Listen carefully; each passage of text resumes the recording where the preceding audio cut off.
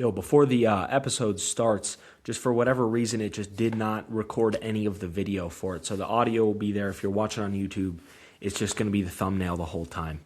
Don't know what happened. Sorry about that, guys, but enjoy the episode. Welcome back to the Just Talk Hoops podcast. The NBA Finals get underway tonight. So in preparation for that, I'm going to get all my predictions out as well as my reactions to the Western and Eastern Conference Finals. One side, closely contested, fun series. The other side is sweep. So we'll talk about the losers, how the losers should be looking at it and how the winners should be looking at it going into the NBA Finals. And, of course, I'll do my predictions for what I think will happen between San Antonio and New York. Starting off, we'll get right into it. So starting off, let's go to the Eastern Conference, as we always do. We'll go to the Cavs first. We'll talk about the loser. So Cavs go into this series, and I think if you told the Cavs after the start to the season, because they got off to a rough start to the season. Last year they were the number one overall seed in the East, but then this year they start off really rough. Their regular season doesn't look nearly as good as last year, and they look like a significantly worse team. What do? They say, okay, let's bring in James Harden instead of Darius Garland. We're going to break up that smaller backcourt, which I don't think is a bad idea. I do think that Donovan Mitchell and Darius Garland were at some point going to have to get split up because I do think that they were just a little bit too small. But you say, okay, let's break them up. Let's bring in James Harden. He's going to be the guy who gets us over the hump. Now, he's a notorious playoff dropper, so they're relying on we can turn that pattern around and we can make him a winning player, right? So then it works for the most part in the regular season because you have a really good regular season for the rest of the year that you look like a really good team, right? James Harden plays well. He's an incredible offensive hub, right? We know this. We know that James Harden is going to provide great offense, at least in the regular season. Now, when you get into the playoffs, that's where it becomes a little bit more questionable, right? So you enter the playoffs, you've been playing really well for the last couple months of the season. You just look like a much better team. You look like one of the better teams in the Eastern Conference. You go into the playoffs, you say, all right, we're playing the Raptors. I think that if they had been a true contender, that Raptors series would not have been as close as it was. I don't think that has to go 7. That's no offense to the Raptors. I just think they're far away from being a contending team, while Cleveland should have been, if they wanted to be a team that could truly have a chance of going to the finals, I think that they should be able to beat teams that aren't really contenders significantly easier, right? Look at how these other teams, look at how the Thunder and the Spurs both handled their earlier round series. It wasn't particularly close. It didn't look like, oh man, this is two teams duking it out going to Game 7. It was like, no, these are two teams that are very unmatched, right? Or they're very, this is not an even matchup. And that's how a higher seed, how a team should be. And I get that the Raptors are a 5 seed as opposed to those 7 and 8 seeds. But still, it's like I think that you should be able to not blow them out of the water necessarily, but win resounding. So I think that's the first kind of red flag, right? But then you do win that series, right? Jared Allen has a great Game 7, and you win that series. Then you go to Detroit. And Detroit, number 1 overall seed, and I won't pretend that they're a perfect team, right? We saw them have issues throughout the year. Cade Cunningham has so much defensive pressure on him because he's really the only true offensive creator on that team, especially since Jalen Duren had such a terrible postseason run. So you look at the rest of that team, and it's like Tobias Harris had a solid postseason besides the last few games against the Cavs, but you don't want Tobias Harris being your second option on a potentially finals-bound team, right? So I think that they're going to need to address that. Jalen Duren had a really bad series, or really bad postseason in general, and Asar Thompson is still far away as an offensive player from being a guy that you feel confident being your second option. So I think there's still questions about when Cade sits, or when Cade needs a breather, or when Cade's just off it a little bit, who is going to be your guy? So I think there are questions about the Pistons, but that's not what we're here to talk about. We're here to talk about the Cavs. The Cavs do win that series, right? They exploit some of those weaknesses, and Jalen Duren continues to struggle. Asar Thompson continues to not show much on the offensive end, and they win that series. Right, once again, Jared Allen has a good game in Game 7. Donovan Mitchell plays well throughout the series. James Harden doesn't really look great, right? So you say, okay, we're going into the conference finals. This is when you need James Harden to step up. This is when you need your top 5 potentially scorer of all time, your top 10 offensive player of all time. And I understand that he's not at that level anymore, but this is the reputation that the guy has, right? That's what you want from him. And you go into the conference finals, you say this is when you need him to perform. And does he? No, he does not. Not whatsoever, right? Instead, you get, game one, you go up big, right? You look like the better team all of game one, and that's with Harden struggling. That's with Harden not looking good. That's with Harden, turning the ball over and missing his shots and all this stuff. And you're like, wow, we could do this even without, if Harden could get going later in the series, we might win this thing, right? And then they have maybe the worst fourth quarter fall apart I've ever seen in my life. I don't know if I've ever seen a playoff game with that bad of a oh my gosh, they just blew it. Because I was like, okay, the Cavs are probably winning this one. I wasn't going to turn it off, but it was like, we're a few minutes away from the time where I can just kind of not pay attention. And I'm watching it, and I'm just like, wow, the Knicks are kind of coming back. A couple things jumped out to me. One, the coaching staff of the Cavs needs to, they need to say, like, okay, here's a play to get us an easy bucket. Because they were relying on Harden, who had not been having a good game, and Donovan Mitchell, who's having a good game, but still, like, has a lot of defensive pressure on him, especially a team like the Knicks that has good point-of-attack defenders. And they're saying, well, go get us a bucket, go do it for it. Like, and these are guys that are capable of that, right? I understand that sometimes it's just like, Donovan Mitchell, go do your thing. And he could do that. But when you're letting up a run like that, you need to have some creativity. Kenny Atkinson needs to go and he needs to say, all right, here's the play that we've practiced that we know can get us 2 points, right? Your ATOs at that time, your after timeout plays should be nearly perfect because, like, you're warm, you've played the whole game, and I get that you're tired, but you're in the conference finals. Like, you guys should have this down to a T, and you should know what plays to run, and you should have plays that you can rely on besides, hey, James Harden, go drive into the lane and either try and draw a foul or try and throw a lob that's going to get disrupted. That's not going to work, right? Or Donovan Mitchell, hey, drive into intensive traffic because they're expecting you to drive and hit a difficult shot or hit a tough three. That's not going to work. Draw something up. You're the coach. That's your job. And I think that that's just where that whole series went down the drain. I think that if they could have, played a little more disciplined and played a little more intelligently, then they win game one. And then after that, probably Knicks win game two. You're not going to steal 2 in a row in Madison Square Garden. But especially against this Knicks team that's been great and we'll talk about the Knicks in just a second. This isn't just the Cavs, this isn't just the Cavs falling apart. It's also the Knicks playing a really good series. But you probably win at least one at home if you have the momentum of, hey, it's only 1-1 as opposed to 2-0, right? And the Knicks don't have that momentum of, wow, we haven't lost since the game 3 of the first round. Instead, it's like, okay, they're a little more human. I think then maybe you could steal one at home. Then it's 2-2 instead of 4-0. Now, I still think the Knicks would win that series, right? And I'm not necessarily do they steal one at home, or do the Cavs get one at home, but it feels much more likely. It feels like it all goes down the drain after that game 1. And they have no one to blame except themselves because they completely fell apart. And I get that the Knicks had a really good fourth quarter, but still, like, you're a team that's supposed to be at contention level, and you're not.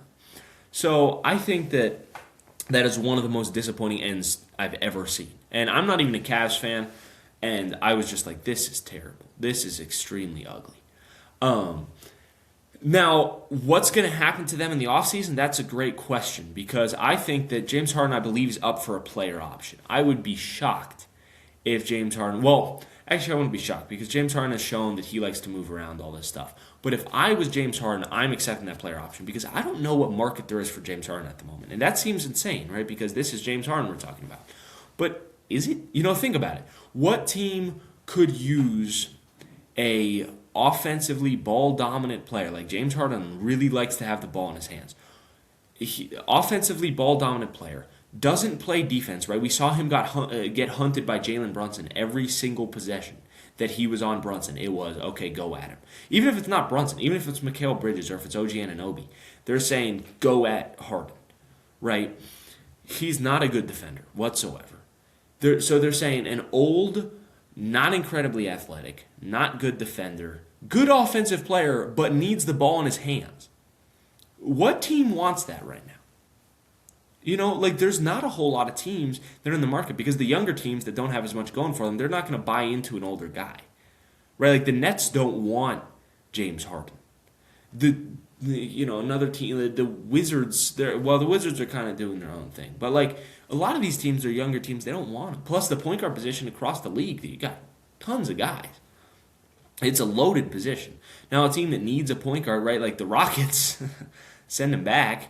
But like Harden, I feel like is much more of a point guard at this stage in his career. Obviously, he was a 2 guard in his original stint with Houston, but I feel like at this point in his career, he's more of a 1 because he wants to play make, he wants to have the ball in his hands, and so if he's gonna be your point guard, what team wants that?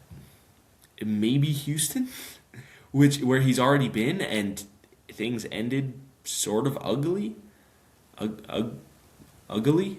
No, like ugly. How do you say like? Kind of messily. We'll say that. But how do you put that? I don't know. So things ended kind of messily, and James Harden. I don't know if he'd be welcome back there. I don't know if they want him back there. I don't know if they don't have the money, right? So I think if I'm him, I'm saying okay, accept the player option, stay in Cleveland, which then put the Cavs in a situation of either you try and trade him, which once again I don't think a lot of people are going to want, or you run it back for 1 more year, which I guess I'm not terribly opposed to, but it does seem like something's got to change in Cleveland. And that might be Donovan Mitchell. Maybe they move on from Donovan Mitchell. In which case, where do you send him? What do you get back in return? I think Jared Allen is almost certainly out of there. I think Mobley is the safest player on that team. But I think Jared Allen is almost certainly out of there because I just think that you've tried this Mobley-Allen front court thing for years and it hasn't completely worked. Now, they've had good games where it looks like both of them are good, but it felt like both of them couldn't coexist at certain points, and it wasn't all the time, but at certain points it just felt like they struggled to coexist. And I really like Jared Allen. I'm a huge fan of Jared Allen's, and I still think that he's probably out. And I think that there's more of a market for him than Harden because you look at Jared Allen, it's a solid defensive center, good rebounder, and really, really efficient play finisher, right? Like Jared Allen has consistently been like he shoots a really high field goal percentage because he finishes lobs and he works on the offensive glass and he plays well in the dunker spot and stuff like that. Like he's smart with the shots that he shoots and he hits the majority of them because they're easier shots, right? I think that most teams could take that. I think most teams would look at that and say, hey, that's something that we could definitely use. I think that the Lakers would love to have Jared Allen on their team. I think the Celtics would really like to have Jared Allen on their team. I think that there's a lot of teams that could use a big man like Jared Allen. So I think that there will be a market for him. And you can go, like your asking price can be sort of high for Jared. Because I do think that, obviously not super, like you're not going to ask the same as you would ask for Donovan Mitchell, but you can ask a decent amount for Jared Allen because I do think he's a sought-after player. Obviously, I don't know, but I feel like a player like him would have some value. I think he gets moved. I think James Harden, the Cavs would love to move him, but I don't think they're going to be able to. So the Cavs are in a difficult spot. I think that was a disappointing end to the season. I think that, yes, it's better than maybe you were expecting at the start of the year, but still not the way you want to go out whatsoever. Let's go to the other side of that series, the New York Knicks. Listen, I'm very conflicted about the Knicks making the finals because on one hand, I'm a Nets fan, right? They're the across-town rival.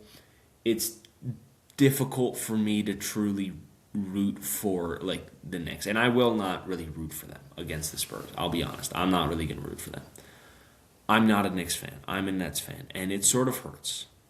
But at the same time, I see all that stuff about New York being so behind them, and it's it's been a while since they've been to the finals, since 1999, right? And that was also against the Spurs, funnily enough. But I see all that stuff of how behind them the city is, and it's okay, this is kind of cool. Just from a fan of basketball perspective, yeah, this is cool. They did a good job, and it's a good team. From an objective perspective, who cares? Who cares if they deserve to make the finals? And I will never make that argument. I'll never make the argument of oh, well, this team would have been more fun to watch. they made the finals. That's the end all be. Like, they won all their games. They did a great job. And not only did they win all their games, the Knicks won convincingly. They have not struggled with a series that much. Atlanta, you could say, oh, they struggled, but they struggled for 2 games, or they struggled for the first 3 games because C.J. McCollum was on a tear, and the rest of the Knicks or the rest of the Hawks were playing really well. But I feel like it was pretty clear they were still going to win that series. Now the Hawks did fight back; they did fight well. But I think it was like, okay, the Knicks are still the better team here. They're just getting a couple stolen from them. But they've looked better than every team they've played other than that. The Philly was not a close series at all. They swept them, and same with Cleveland. And a lot of those were blowouts. A lot of the time it was just like, man,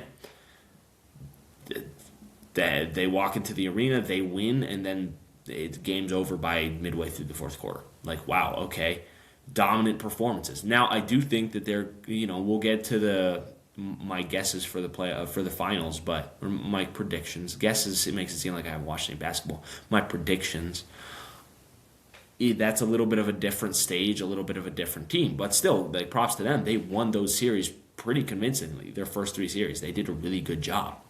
Now, I think that Jalen Brunson has been so incredible for them, especially in close game scenarios. I think that for a little while there in the playoffs and during the regular season, it was like Brunson is the best player on the team, but he doesn't always play like it. But when it gets close, that is when Jalen Brunson is at his best. And I think that's what we saw in Game 1 of that Cavs series. We talked about it from the Cavs perspective, but from the Knicks perspective, how about Jalen Brunson, man? He's incredible in the clutch, and he does a really good job creating his own shot in the, like, when it is a close game, I don't really trust many people more than I trust Jalen Brunson. I think that he is one of the best players in the league on that stage and during that time. And he's an incredible player all the time, but he turns it into a different gear. I think that one of the main storylines for the Knicks throughout the playoffs, though, has been I think OG Anunoby is one of the best players on that team, and I think he played like, at least in that Hawks series, I think he played like the most valuable player out there. Then I know he gets injured for a little while, but I honestly think that OG Anunoby is maybe the X factor for the Knicks, is how I should put it. Like, I think he's maybe the most valuable player for the Knicks, just in terms of, like, you need what he does, especially going into this finals. Like, you're going to need as much production from OG Anunoby as you can get. And I think that hopefully they'll get that from a Knicks point of view. I think that they're really going to need that against a Spurs team that we've seen be incredible throughout this playoff run and throughout the regular season. And I think that you're going to need OG Anunoby to step up. I think you're going to need Mikal Bridges to hit his shots. You'd hope to get another Josh Hart game where he shoots the lights out, but that's not necessarily going to happen. And Mitchell Robinson, I think, is still. I didn't check his last injury report, so I don't know if he's expected to play tonight. You're going to really need him in that series. So we'll talk a little bit more about the Knicks when we get to my finals prediction. So this is just like a short recap, but they've done an incredible job. And I don't have many notes. Like, they have not struggled really much at anything, because normally I'd take something away from their losses of like, oh, well, this is what hurts them. But they haven't lost in over a month. Over a month, because they haven't lost since April. So, I mean, incredible job by the New York Knicks, and an incredible season, and, props to them. I'm not a Knicks fan, but I can put down my pride for a second and my Nets fan allegiance, and I can say, good job, great season. This is the highest stage Knicks basketball and New York basketball has been at since 1999, and I think this team is a lot better than that 99 team. I do. I think that this is potentially the best team we've seen since those 70s teams. And I know that people are going to say, like, well, the 70s, blah, blah, blah, blah, blah. But, like, relative to who they were playing, I think this is the best team we've seen since those 73, 70 teams when they went to the finals and won it. So we'll see what they can do this year. We'll get to my predictions in a second. Let's go over to the Western Conference, though. Let's talk about that conference final. So let's talk about the Oklahoma City Thunder, because the Thunder, I think, were the favorite to win the championship all year. I think that throughout the regular season, they look like the best team in the league. I think that throughout the playoffs, they look like the best team. And then they see the Spurs. And you know what? The Spurs are that team's kryptonite. Just like how for the years of the Nuggets being at their peak, it was the Timberwolves. And the years of the Rockets being at their peak in like the 2010s, it was the Warriors, although everyone's kryptonite was the Warriors. So that's like me being like, well, my kryptonite in 1v1 basketball is LeBron James. Like, yeah, obviously. But still, like, the point stands of the Spurs have got OKC sort of figured out. Now, I think from an OKC perspective, you don't feel it all the way that the Cavs feel. The Cavs are like, oh, man, we got to change things, right? Because we just are not good enough to contend. I think OKC is still very much good enough to, like, I think they are still 100% good enough to be a contending team. And not only that, I think they're still maybe the best team in the league. Now, I know it's like, well, they just lost. How are they the best team in the league? But first of all, the Spurs have shown to match up with OKC very well. Second of all, and I'm not making excuses for the Thunder, right? Like, they lost that game. They should have won that game, right? They're the champions from last year. They've got to defend that. If they want to be seen as the best team in the league by the majority of people, they got to win those games. But you were missing Jalen Williams, and you were missing, like, J-Dub, and you were missing A.J. Mitchell. That really sucks. That really hurt. Like, that's the same as taking away from the Spurs. That's the same as taking, like, De'Aaron Fox and Dylan. Well, maybe not, because that, like, creates a positional thing. But, like, same as taking away Keldon Johnson and De'Aaron Fox from the Spurs, which would really hurt them, right? And I'm not saying, like, you play with your team and you play who's in front of you. Right, I'm not saying this puts an asterisk on the Spurs. I don't agree with asterisks at all. I'm not saying that this says, oh, the Thunder analytically won the series. Thank you, Kenny Atkinson, for that, Jim. But, I'm just saying that if you're a Thunder fan, you don't feel awful about, like, oh, man, this team's not as good as we thought it was. Well, maybe not, but it's still really good. Like, don't be like, oh, man, this team has no chance to win a championship. Like, no, this team could win. Like, this team is very, and I know that they won last year, so you see that, but I think this team might be better than last year's team. They just faced a team that was better than any of the teams they played last year. And I think that this team is still very much a contender. I think your core, you got to lock up. The problem becomes they've got a ton of money issues looming. They're most likely going to get vaulted into the second apron because the extensions for, I think, both Chet and Jalen Williams are both kicking in. So all of a sudden, those guys are no longer, hey, they're still cheap. No, now it's like, oh, man, we're paying them a lot of money. And we're going to talk about Chet in a second here because I got some issues with that. But now it's like, okay, well, how are we going to shore up the rest of our roster? Because you have 2 draft picks this year, but I don't think you're going to be able to afford to pay them. I think they trade them. I think you trade at least one of those picks. Maybe you trade both of them and try to trade up. Like, maybe you trade both those picks and try and get it to, like, the 8th spot. But I think just try and trade them, package them together with a player, try and bring in someone else. I think that would be the most interesting outcome for them, as opposed to, taking 2 rookies that you're not going to be able to give any minutes because they're rookie. Like, maybe the 12th pick would get minutes on that team, but OKC's loaded. We know this. And I think that it's going to be an interesting thing of, like, do they, you can't really take those picks and pay them. So take those picks and not pay them, and you don't have them on your roster. Then you just wasted a top 20 pick. Both of them are in the top 20, right? So I think trade them away, ship them with somebody. Like, you've got guys sitting on your bench who teams would love to have. So trade them away, try and send off one of those, like, one player that you're not, obviously the core I think is safe, but one of your bench guys, and try and bring in someone who you feel confident in, which I think there are plenty of guys around the league. I'd have to look at, like, mock trades and stuff like that to see what I think is realistic, but I think that this OKC team is not really many pieces away. Like, I think that they're there. Like, this is a contending team. This is a favorite team. I wouldn't be so, like, I think 5 times out of 10 they win that series. I think that was a 50-50 series straight up. And, the injuries hurt, but that happens. That's part of sports. So, I mean, I'm not trying to make excuses for them. I'm just saying that to look at this team and be like, oh, well, they didn't win the championship. It's not a failure of a season. It's maybe somewhat disappointing, but I think this is still one of the best teams. I think this is still a top 2 team in the league. I think Spurs, the Thunder, have cemented themselves as those guys, and I think they're going to be for the next 5 years.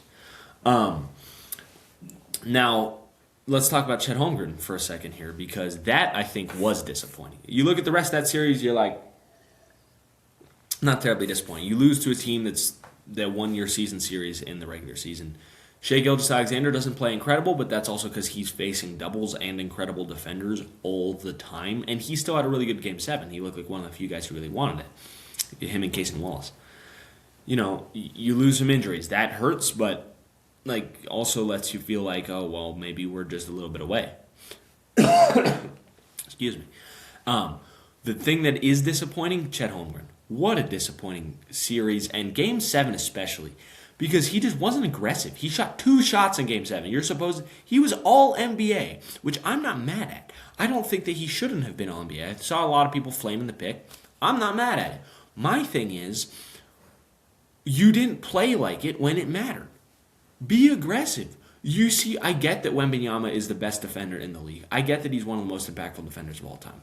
But he has 5 fouls. There's 4 minutes left in the fourth quarter. You're still in this game. Go at him. Try and draw a foul. I would rather you be 1 for 10 than 1 for 2. Because at least then you're more aggressive, Chet. That doesn't go for everybody. But Chet Holmgren, you are a supposed all-NBA caliber player. Go play like it. He shot 2 shots in that game, and I think both of them were little turnaround jumpers. You're 7-2. Come on. It was a disappointing series, and I get that he is facing the worst possible matchup for him. He's facing Wembanyama, who is the one guy in the league who has the height to contest and bother Chet. And not only that, he hates Chet Holmgren, so he wants to beat him really bad. But Chet, you need to play like you hate Wemby too. You're playing passive? You're playing like it doesn't matter. And I'm not a huge Chet Holmgren fan, but I was disappointed by that because I wanted to see him play aggressive because I think that would be better for basketball, is if he's going right back at him. That would be fun. Instead, he's just, I'll let Wemby step all over me. Come on. Play with a little gusto. He did not play strong, and he's a great player. I think Chet Holmgren's a great player. Now, I'm not a big fan of him, right? But I think he's an incredible player. He's one of the best defenders in the league, and he's good offensively. He's got a lot that he can do offensively. Is he incredible offensively? No. I think that he still has work to do offensively, but he's a great player. I think that people are going to, people have talked about, maybe they should move on from Chet Holmgren. No, they shouldn't. He's an anchor to that defense. He is the anchor to that defense. He's a necessary part of all their defensive success. You're not getting as much, for him. You're not getting as much value from anyone else. Not anyone else. But, besides Wembanyama, there are not other players in the league who can do what Chet Holmgren does on the defensive end. And he's a solid offensive player. Do not trade him. But also, you got to teach him that he's supposed to be the guy. He's one of the ones getting that big extension. He's supposed to be the guy. He didn't play like it. He played well in some of the other series, but in that Spurs series, he disappeared. And you can't have that. You can't have that from one of your stars. And he's a star. So, if he was Isaiah Hartenstein or if he was Jay Will, then that game would be okay, not a great game, but whatever. But he's not. He's Chet Holmgren. He's supposed to be your star. Certain expectations come with being a star in the NBA, and he completely missed out on those. Now, let's look at the Spurs' point of view here. From the Spurs' point of view, man, you feel great. Because I have the Spurs being a play-in team this year. And I realized pretty soon into the season that was a severe underestimation. And I'll take full accountability for that. I was wrong. But also, at the same time, I think a lot of people had them in that range. Maybe they had them slightly higher. Maybe they had them at 6. Maybe they had them at 5. This was the 2nd seed. And not only that, they're going to the finals with almost no experience. This is Wembanyama's first playoff run. Stephon Castle. Devin Vassell, I believe. Dylan Harper's first playoff run. Keldon Johnson's been there for a long time, but I think this is his first playoff run. Right? This is most of these guys' first playoff appearance. This is De'Aaron Fox's, who's one of your veterans. This is his second because he played at Sacramento before this, who suck. So they had one playoff appearance, which was a a series against the Warriors where they played. I think that was a 6-game series, and or maybe it was less. No, I want to say they went up like 5 games. Maybe it was 5 games. I don't know. I don't remember. But he played one series, and they lost.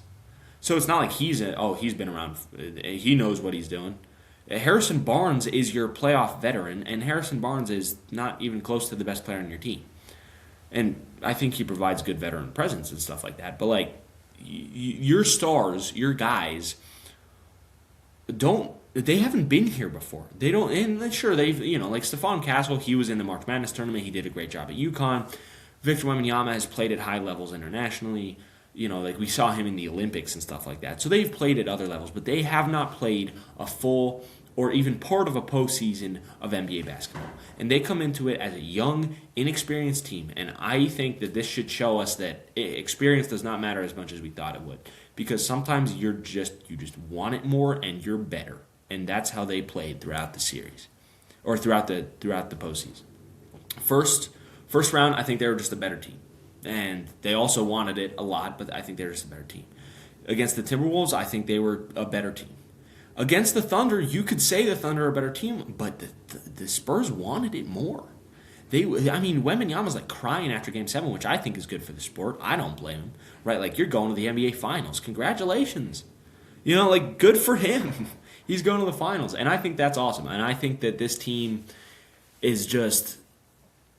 It's a fun team, it's a young team, and it is bought in. And I think that is so valuable. Like, this team wants it so bad. And that's... You can't really put a number on that. You can't really put a statistic on that, but that is a fact of the matter, right? Now, from an analytics standpoint, I think that I talked about this last episode, but I think that De'Aaron Fox honestly is on his way out. Not because he's playing bad, but because Dylan Harper's so good. Like, Dylan Harper's a rookie, and he looks comfortable on the biggest stage. He's looked great. He's hit huge shots over and over and over, and he's just looked confident. Stephon Castle is going to have to figure out the turnover issue, because that's been a big thing. And I do think that De'Aaron Fox missing a couple games of that series does hurt them a lot, in the sense of you want him handling the ball a lot of the time, and when you have Castle doing it, it's like he's not bad at it, but he is turnover prone. And when you have a guy who's turning the ball over that often, it does sort of hurt your chances, especially against a team like the Thunder that's going to capitalize on those. So you're going to need him to be confident with the ball. You're going to need him to not turn the ball over. Victor Wembanyama is just going to have to continue to be aggressive. I think that there were some games against OKC where it was like, got a little bit passive, wasn't shooting the ball enough. He kind of looked like Chet, actually, where it's like he's not, like, go be strong, like, this is your game, Wemby, go take over, right? And I think against the Knicks, that's especially important, because that's their best matchup, is who do the Knicks have to throw against Victor Wembanyama to slow him down? They've got Mitchell Robinson, who may or may not be injured for this first game. They've got, I almost said Isaiah Hartenstein, that's the Thunder. They've got Karl-Anthony Towns, who is not a great defender and is very foul-prone. So if you can get Karl-Anthony Towns into foul trouble if you're Wemby, then that puts you at a huge advantage, because now you don't have to worry about him on the offensive end. Instead, you're worrying about Mitchell Robinson. Like, you feel fine with that. Like, you feel, and then like after that, if he's injured and Karl-Anthony Towns gets into foul trouble, then their center rotation is looking a little bit bleak. And then Wembanyama, I think, can just take over. Because that Knicks team is a little bit shorter, in the sense of, like, they have 3 forwards that they all play. They all start, right? Like Hart, Anunoby, and Bridges all start, but none of them are tall enough to contest Wemby. So, and I get that, like, Alex Caruso was doing a good job at certain times denying Wembanyama, but I think that they needed Chet on Wemby. And the Knicks don't have a Chet. They don't have someone who's long enough to contest Wemby. I think that Mitchell Robinson is your best bet, but I don't really trust anyone on that team to stop Wembanyama. Well, for the Spurs, I do trust their defensive personnel to slow down the Knicks. Right? I trust that they have bodies that can throw out Jalen Brunson. And once again, we talked about it, Jalen Brunson's an incredible basketball player. He's not going to be stopped, but when you're throwing, like you were able to slow down Shea, you can slow down Jalen Brunson, because I think Shea is a significantly better scorer than Jalen Brunson. I think that should be pretty clear. And then the other guys, right, you have wing defenders to throw at Mikal Bridges and OG Anunoby, which is why I think OG Anunoby is going to be your biggest X factor in this, because him and Karl Anthony Towns, I think. Because if you look at, okay, so Jalen Brunson, let's say he gets slowed down. Let's say that the Spurs are able to slow him down. Now it comes down to, well, who's on Anunoby? Who can he try and exploit his matchup against? Because say it's just the starting lineup, and obviously the NBA is a little more complex than just, oh, this guy's guarding him all the time. You've got like, oh, well, when Jalen Brunson drives, this guy's going to be more inclined to, help from this side or whatever. Like these guys, it's much more intense than that. But just for hypothetical purposes, right? Let's say starting lineup for the Spurs, Fox, Castle, why am I forgetting their three? Vassell. Sometimes I forget about Devin Vassell, which is disrespectful to me because he had a really good series and he's a really good player.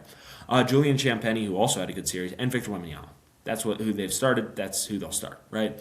And then for the Knicks, they're staying in their starting lineup. So let's say that they say, okay, we want Stephon Castle on Jalen Brunson. We think he's our best option. I don't disagree with that. And then I think you got to go De'Aaron Fox on maybe Mikal, just because he's quick enough to keep up with Mikal. Plus, like, you need him on one of the shorter guys, so either Mikal or Josh Hart, I would guess. You can't really play him on OG. OG's too strong.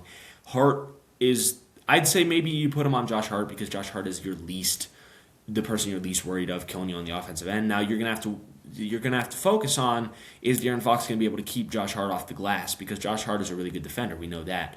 But I would say you put Fox on Hart, then you say, okay, let's put Vassell on Bridges, Champagnie on Anunoby, just because those sizes work out a little bit better, and then you've got Wembanyama on Towns.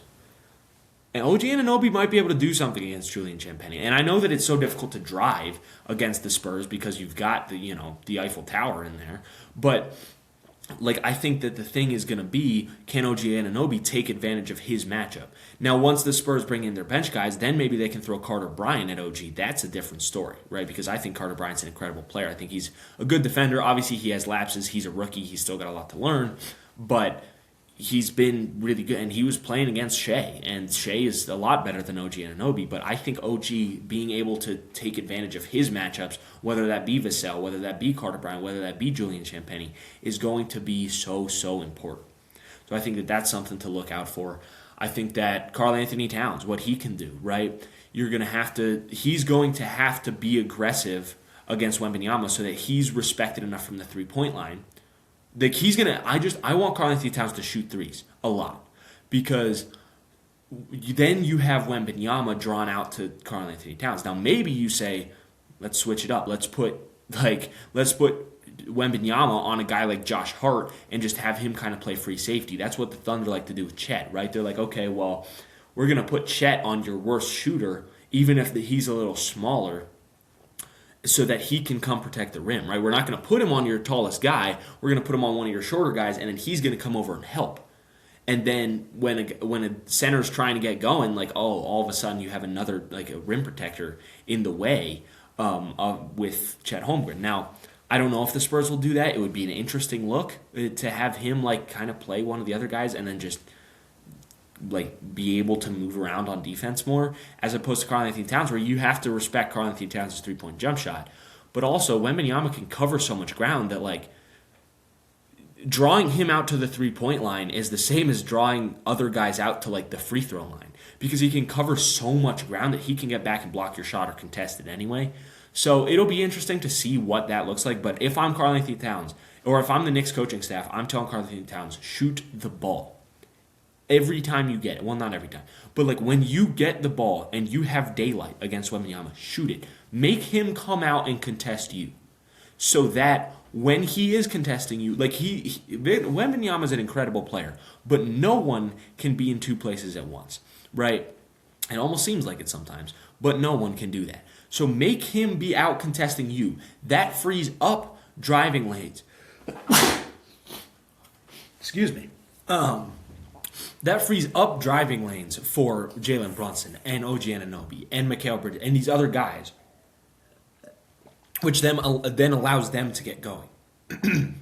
So I feel like that is going to be the biggest thing for those two things. Can OG Anunoby take advantage of his matchups, and can Karl Anthony Towns make Victor Wembanyama respect him enough, that he is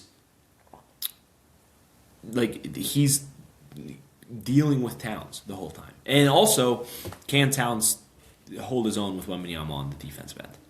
I don't think so. I think that that's the main reason I have the Spurs winning this series. Spoiler alert. I think that the San Antonio Spurs are going to win this the 2026 NBA championship, which is insane because I expect them to be so much worse than this. Now, I don't think the Knicks I don't know. I feel pretty confident in this. I think this is easily the best team that the Knicks have played throughout the postseason. I don't think they've seen another team of this caliber. But I do think that it's going to be a very difficult series for the Knicks to win. It's not impossible because they're hot. And I think that is what matters. Or not, that's not what matters, but I do think that matters. In the sense of when you come into a series with momentum, that's so valuable. Now, I think both of them have momentum because the Spurs, they want it. And they just beat, I think, the best team in the league. The Knicks haven't lost a game since April, so it's going to be fun to watch. Honestly, I think the Knicks win game one. I think the Knicks win game one because they have so much momentum. They just come in, they're like, hey, we're here. Spurs are more tired than us. They're coming off a 7-game series. We're coming off a sweep. They win game one, and then I think the Spurs just win 4 in a row. I think it's a 5-game series. I could see it going to 6, and I don't mean to disrespect the Knicks with this prediction. They've had a great season like we've talked about. They've had a great postseason like we've talked about, but I just think the Spurs are the best team in the world at the moment. They beat the Thunder, so I think that was sort of the finals to me, was OKC San Antonio. I would say San Antonio in 5. I could see it going 6, but I don't think this series goes all the way to 7. I would love it because, I don't have a horse in this race. I'm a Nets fan. They've been out since the season started, pretty much. And so, I love Game 7s. Let's have it go to 7. Let's stress out everyone in New York and San Antonio, besides the 3 Nets fans in New York. So that's all I've got. I'm taking the Spurs in 7. Taking the Spurs in 5, maybe 6. Drop your predictions in the comments below. If you're a Knicks fan, you think I'm insane, you think I'm, just hating on your team, then tell me that, right? Drop that in the comments. Give me your reasons, though. That's a big problem with NBA discourse. People just say, hey, you're wrong, and then they don't give any reasons. So please, debate me. Be like, no, here's the reasons that Karl Anthony Towns is going to be able to defend Wembanyama. Here's the reasons that Jalen Brunson is still going to be able to get going even against that great perimeter defense. Here's the reasons that Dylan Harper has had a fluke playoff run. Whatever you want your argument to be. And, let me know. Let me hear it. And maybe you're right. And then you can talk as much trash as you want. I don't care. So, that's all I've got for you today. Please, if you're watching on YouTube, give it a like, subscribe if you want to see more of these. We do them sometimes, I want to say every week, but it's not really. And I just love to talk about basketball. Also, if anyone wants to get on an episode, hit me up. I'm always happy to have guests on the show. So you just, drop it in the comments. Be like, hey, I would say DM me on Instagram, but they took down my Instagram. I don't know if I'm going to set it back up because they've done it twice now, even though I'm not doing anything wrong that I can tell. I don't know. If someone knows about that, let me know. But please, if you want to get involved, drop in the comments, and I'll find out a way to communicate with you. And I'd love to have people on the show. We could do debates, we can do drafts, we can do whatever you'd like. So I do love doing guest episodes and stuff like that. So, and if you're listening on Spotify, same thing. I don't know how you would contact me on Spotify, but find a way and give me 5 stars. Please continue to listen. I really appreciate everyone who does listen, and I'll see you guys at some point on Just Talk Hoops.